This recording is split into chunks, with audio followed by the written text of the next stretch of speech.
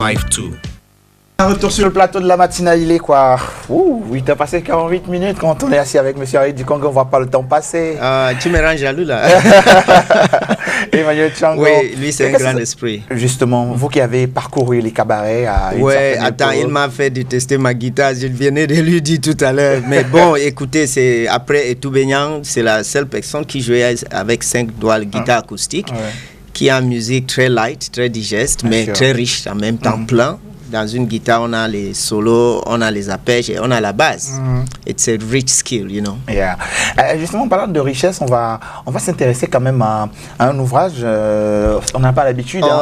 Lui et moi, on s'est retrouvés ce week-end carrément sur zoom. Oui, bien sûr. On fera un petit zoom dessus, on verra. On s'est retrouvés dans ce week-end. Non, vous allez rapprocher plutôt sur le côté. Voilà. On s'est retrouvés ce week-end à une dédicace d'un livre, Oser dire oui à l'univers. Oser dire oui. Oser dire oui à l'univers, qui est un ouvrage de Irma Owonja, qui a été frappé d'un AVC il y a plusieurs années aujourd'hui, qui est complètement, je veux dire, qui ne peut plus user de ses jambes, de ses membres, de tout son corps, même à la parole. Quand elle parle, on l'écoute à 2 voire 3% seulement. Donc, si vous n'êtes pas prêt, vous ne pouvez pas l'écouter. Elle nous a donc, par ses écrits, envoyer des messages, ce qu'elle vit aujourd'hui. Alors, Emmanuel, oser dire oui à l'univers, pour vous, les thématiques évoquées, c'est tellement riche. Je pense qu'on en parlera tout au long de ce mois, parce que j'ai parti par curiosité, et je suis un amoureux des livres, et j'ai rencontré Ima avant, mais comme quelqu'un qui fait son chemin tout gentiment dans son coin, mais je ne savais pas que c'était une bombe atomique qui va s'exploser à travers ce livre. Et sincèrement, je le trouve dedans un livre qui porte beaucoup de choses. Il y a d'abord tellement de valeurs à l'intérieur, mais d'abord, je pense que c'est un livre à recommander à tous les médecins, à tous les aides-soignants, à tous les professionnels de la santé mentale et les gardes malades. C'est-à-dire, ici, c'est que oser, mais Ima ose trop d'ailleurs. C'est-à-dire, il critique même la médecine. Et j'aime ça parce que ça vient d'une sincérité authentique. C'est-à-dire, elle est sa personne. On se dirait que, excuse-moi, peut-être il fallait qu'il soit dans cet état pour que sa grandeur se révèle. Bien sûr. Mais Ima, sincèrement, rapidement, il faut que vous traduisiez ce livre en anglais. Je veux mettre ça dans le forum des professionnels de la santé mentale Afrique, que je suis advisory board member. Je vais scanner ça et je vais poster mon expérience, je vais écrire. Malheureusement, pour le moment, ils sont tous l'Afrique du Sud, l'Égypte, le Nigeria, Kenya, tout, 90% de ces anglo-saxons. Mais bon, je vais le faire parce qu'une bonne message, des fois, c'est dans le son qu'on l'apprécie, c'est pas forcément les paroles. Il y a quelque chose, une énergie qu'elle porte, et nous sommes contents parce qu'elle est là. On pouvait trouver quelque chose comme ça quand la personne n'est pas là. Tout à fait. Et quand je lisais, parce que je ne pouvais pas résister, mais Emma, vous êtes une écrivain. Emma est une écrivain. Voilà quelqu'un qui a juste envie de parler de son expérience. Peut-être quelque chose de se libérer, mais qui est en train d'enseigner, mais qui est en train de faire des écrits agréables à lire. J'avais assez de temps, on devait aller dans pas mal de citations. Par exemple, laquelle? Allons-y. Mais attendez, on peut trouver l'une d'entre elles sur une des pages. Elle dit, on est à la page 51. Elle dit, j'avoue que j'émets des réserves face aux conclusions de ce rapport. C'est-à-dire, on lui a fait une évaluation sur sa perte de mémoire.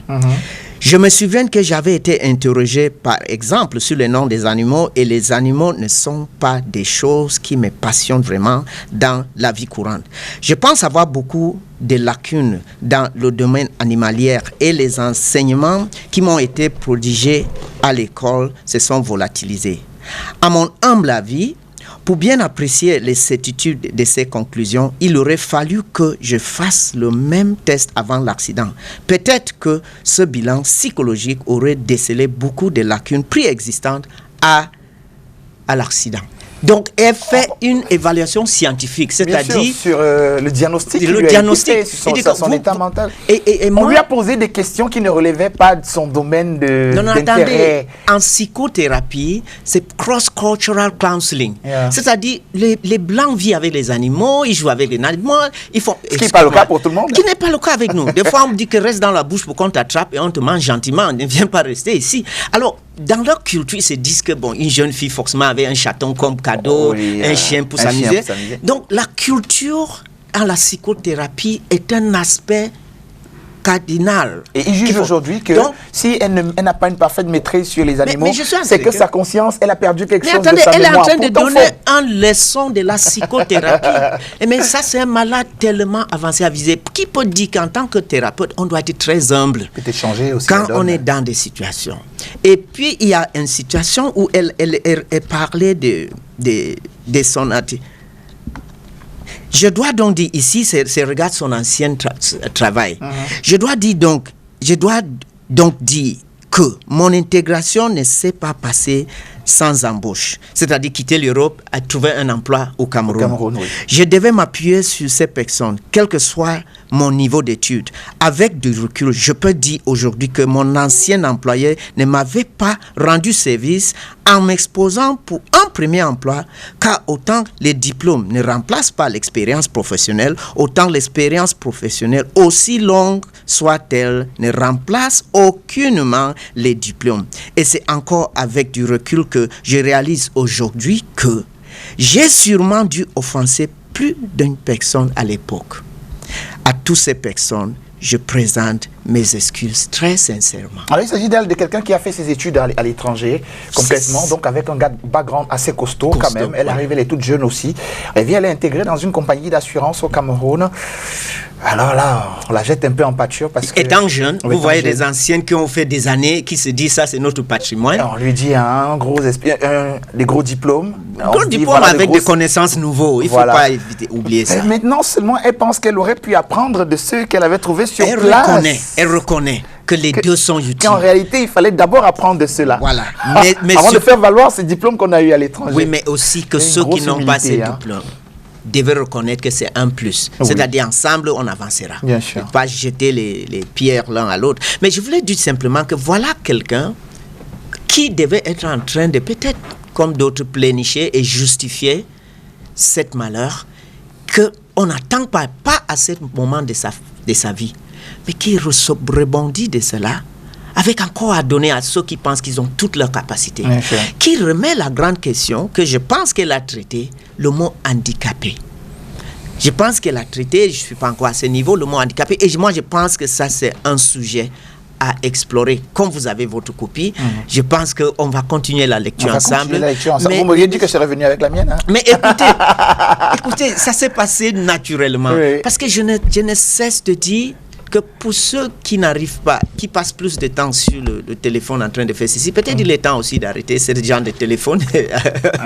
Oui. Écoutez, ça c'est un livre écrit par l'un de nos sœurs, ici à Deido, à côté, en train de parler les choses que des fois vous allez prendre des avions pour aller écouter dans un séminaire. Moi, je souhaiterais que tous les plateaux de télévision invitent Emma pour qu'elle commence à donner de l'espoir à beaucoup de gens qui ont peut-être toutes leurs capacités et ignorent de voir que finalement, la question que je posais ce matin, on en a besoin de combien pour vivre pleinement? Les deux jambes, un seul? On a besoin des yeux. Est-ce qu'on a forcément besoin de tout ça? Et même quand on a eu tout ça, on va avoir 3 maisons, 4 voitures, autant de terrain. Et on est en train de perdre peut-être l'essentiel pour avoir tout. Est-ce qu'on a vraiment besoin de tout ça pour vivre pleinement et être vraiment une source de bonheur pour notre planète, pour la société? How much do we need?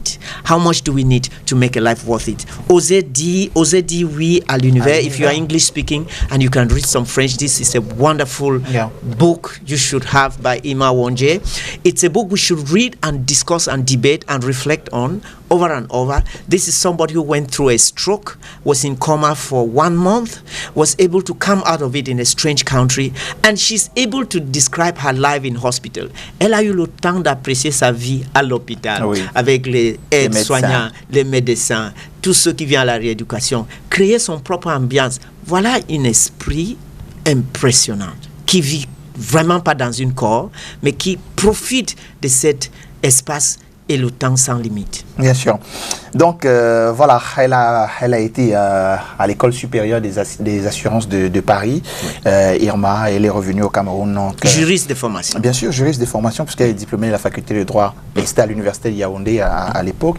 Et donc, elle revient à Douala et travaille pour ce qui est devenu Alliance Assurance aujourd'hui, jusqu'à ce que, voilà, en 2008, un 7 mars, un 7 ou un 8 mars, sa vue bascule, un AVC, et puis voilà, elle perd entièrement tout ce qu'elle a de physique, et il lui sort donc maintenant ce qu'elle a de psychique, pour pouvoir mettre cela ici, et vous permettre de comprendre qu'il faut dire oui à l'univers. Donc grâce à cette histoire, la raison, ça marque aussi son courage et même sa détermination pratiquement au refus de sombrer face à cet handicap-là.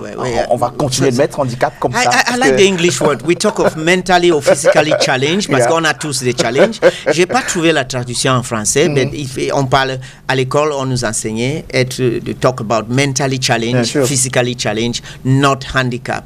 Et vraiment, je serais très mal à l'aise en train de voir un handicap dans cette bijou. Ça sera une définition vraiment qui n'est pas à sa place. Alors, on a réalisé quand même un petit reportage autour de la dédicace de ce livre, qui est toute une histoire de vie, pratiquement, tranche de vie comme je l'appelais. Et d'ici cette semaine, on vous proposera cela. Je vous promets, vous irez chercher ce livre. Peut-être vous irez chercher la personne aussi. Et que les traducteurs commencent à travailler. Je suis sûr que ça va faire beaucoup de canaux. Ça, c'est un best-seller qui s'annonce. C'est page Facebook, allez-y. Irma Wonja, c'est son nom. Irma, I-R-M-A. Wonja, W-O-N-J-A. Allez, Irma Wonja. Et vous verrez. And of course, a very, very beautiful lady. D'accord, on en reparle alors. Yes, of course. On va consacrer notre semaine à ça. Allez, chers téléspectateurs, merci d'avoir été avec nous aujourd'hui. À demain, 7h. Bonne journée.